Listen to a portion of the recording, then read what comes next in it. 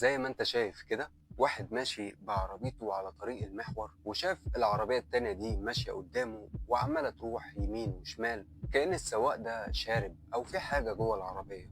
فدي كانت حاجة كفيلة إنها تخلي عنده فضول يعرف إيه اللي بيحصل جوه بيخلي السواق يعمل كده.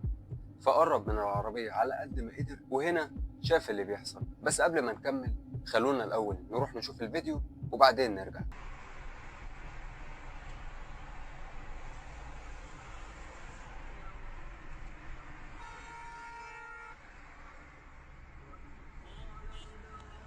الفيديو يا جدعان، والله العظيم ما همسح الفيديو. كسروا لي العربيه، كسروا لي العربيه، كسروا لي العربيه، كسروا لي العربيه، نايمه على حجره في العربيه، كسروا لي العربيه. اوعى يا صاحبي، اوعى يا صاحبي.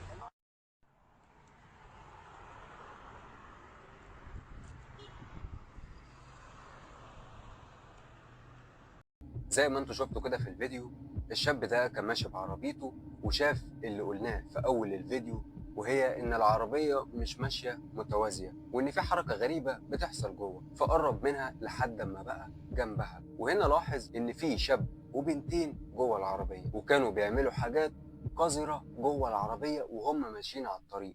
فالراجل راح مطلع الموبايل بتاعه وبدأ ان هو يصورهم من الشباك، لحد ما الشاب اللي في العربية التانية خد باله ان هو بيصوره. فراح مسك البنت التانية اللي كانت قاعدة جنبه ورفعها، والبنت اول ما قامت طبعا كانت عينيها جت على العربية التانية وفهمت ان هو بيصورهم. فهنا طبعا كان لازم تحصل مشكلة. الشاب اللي كان في العربية ومعاه البنتين كان قدامه حل من اتنين: يا اما يدوس بنزين ويجري بالعربية على قد ما يقدر، يا اما يقف وينزل يعمل مشكلة مع الراجل ده. وهو اختار الحل التاني، وده كان الانسب ليه، لانه كده كده حتى لو كان جري بالعربية فالراجل التاني مصوره ومصور وشهم وهيصور نمر العربية من الخلف.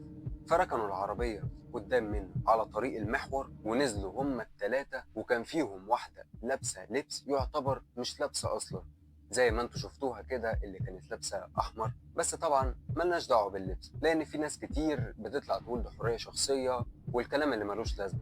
فخلينا نركز في الموضوع الأساسي. التلاتة اتهجموا عليه وفضلوا يضربوا فيه ويكسروا في العربية، وهو كل اللي بيعمله إن هو بيصورهم.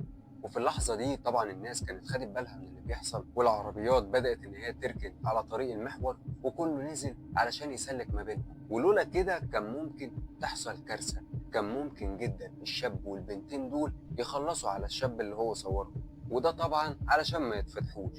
ولكن لما الناس اتلمت ما قدروش ان هم يعملوا حاجه. كل اللي قدروا ان هم يعملوه انهم فضلوا يشتموا فيه ويكسروا له في العربيه، وبعدها راحوا ركبوا العربيه تاني وخدوا بعضهم ومشيوا.